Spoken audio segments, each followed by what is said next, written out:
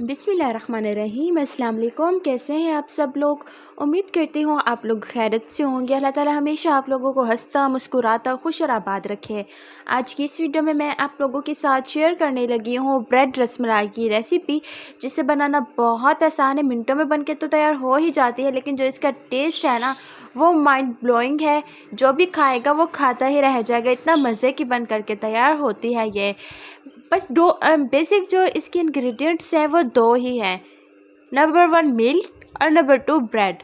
इन दो चीज़ों से मिलकर इतना टेस्टी रसमलाई बन के तैयार हुई है ना, यकीन जाने आप खाते ही रह जाएंगे। आप इसका लुक देखिए, कितना खूबसूरत और कितना फ्रेश लग रही है, कितनी क्रीमी है ये। आप इमेजिन करें कि ये खाने में कितनी ज़्यादा टेस्टी होगी।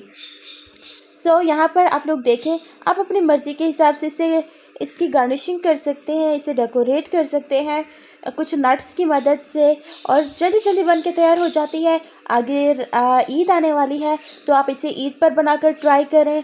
और अभी रोज़े भी बाकी हैं, तो आप इफ़्तार टाइम में भी इसे बनाकर तैयार कर सकते हैं। इफ़्तार पार्टी की शान बढ़ा देगी ये, इतना मज़े की बन के तैयार होती है और कोई भी नहीं मानेगा कि ये ब्रेड से बनकर तैयार हुई है। गाइस, मैं वीडियो शुरू करूँ उससे पहले अगर आप लोगों ने मेरे चैनल को सब्सक्राइब नहीं किया तो प्लीज़ मेरे चैनल को सब्सक्राइब कर दें, ताकि हमारी हर नए आने वाली वीडियो का नोटिफिकेशन सबसे पहले आप लोगों को मिलता रहे। इससे क्या होगा कि हमारी हर नई आने वाली वीडियो का नोटिफिकेशन सबसे पहले आप लोगों को मिलता रहेगा। तो आइए इसे बनाना शुरू करते हैं। यहाँ पर सबसे पहले मेरे पास एक खूबसूरत सी कढ़ाई है और उसके अंदर मैंने 1 kg full fat milk add कर देना है।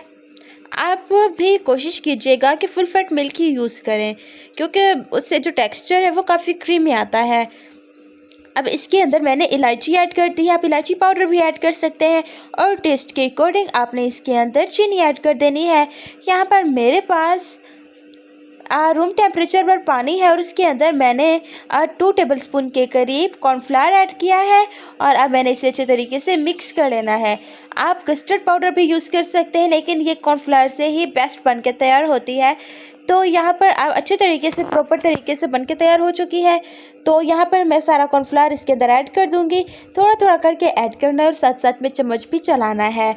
तो यहाँ पर मैं सारा कॉर्नफ्लावर इसके अंदर ऐड कर रही हूँ और चम्मच से इसे चला भी रही हूँ, ताकि इसके अंदर लम्स ना बन जाए। तो यहाँ पर अच्छे तरीके से ये थिक होना शुरू हो जाएगा। दूसरी तरफ यहाँ पर मेरे पास कुछ नट्स हैं, जिसके अंदर मेरे पास बारीक कटा काजू, किशमिश, बादाम और पिस्ता है, और यहाँ पर मेरे पास खोया है, और मैंने इसके अंदर थोड़े से नट्स ऐड कर देने हैं, ताकि जो इसका टेस्ट है वो अंदर से भी बहुत ही मज़े का अमेजिंग हो। यहाँ पर अब दूध है मेरे पास, ये भी रूम टेम्परेचर पर है। आप देखिए कि खोया जो है काफ़ी ज़्यादा मतलब कि ड्राई है, तो मैंने इसे थोड़ा सा इसे मॉइस्चराइज करना चाहती हूँ, तो मैंने इसके अंदर थोड़ा सा मिल्क ऐड किया है और अच्छी तरीके से इसे कर लूँगी मैं मिक्स। तो जी, ये स्टफिंग भी बनके तैयार हो चुकी है। अब यहाँ पर मेरे पास बिल्कुल फ्रेश ब्रेड है। कोशिश कीजिएगा फ्रेश ब्रेड होनी चाहिए। अगर ये बासी होगी या फिर यूज्ड होगी तो क्या होगा कि ये टूट जाएगा, बिल्कुल भी नहीं बनेंगे। तो गिलास या फिर किसी भी कटर की मदद से आपने दरमियान में से इसे निकाल लेना है, और जो शेप आप देना चाहे। अच्छा, यहाँ पर खोए के अंदर मेरे पास सोना हलवा पड़ा था घर में, तो न पड़ा सूख जाते फिर कोई नहीं खाता, तो वेस्ट करना पड़ता है। तो मैंने सोचा कि क्यों ना इसे इसके अंदर ऐड कर दिया जाए। अगर आपके पास कुछ और स्वीट्स घर में पड़ी हैं जो बच्चे नहीं खाते या फिर आप नहीं खाते, और तो आप उसे भी इसके अंदर ऐड कर सकते हैं। जैसे बाज़ वक़्त हमारे घर में रसगुल्ले बच जाते हैं, गुलाब जामुन बच जाते हैं, तो आप उसे भी बिल्कुल तोड़ के ना इसके अंदर ऐड कर सकते हैं। तो अब मैंने इसकी साइड्स को अच्छे तरीके से चिपका लेना है। तो ये एक बन के तैयार हो चुकी है, और इसी तरीके से मैंने दूसरा बना के तैयार कर लेना है, और 1 बाय 1 मैंने सारे ऐसे ही बना लेने हैं। बहुत इजी बन के तैयार होते हैं, बहुत मज़े के लगते हैं। अच्छा, ये मैंने गोल बनाए हैं, अगर आप चाहें तो चौकोर बना सकते हैं, अगर आप चाहें तो ट्रायंगल शेप में बना सकते हैं। जो आपको पसंद हो शेप उसी में बनाएं। तो पानी की मदद से मैंने इसे थोड़ा सा पानी से भिगोया है, और उसके बाद पानी जो है ग्लू का कम करेगा। और यहाँ पर आप लोग देखें जी कि मैंने कैसे एक डिश लिया है और उसी के अंदर मैंने इसे रख दिया है। अभी मैंने वो जो कस्टर्ड बनाया था ना वो ऐड नहीं किया।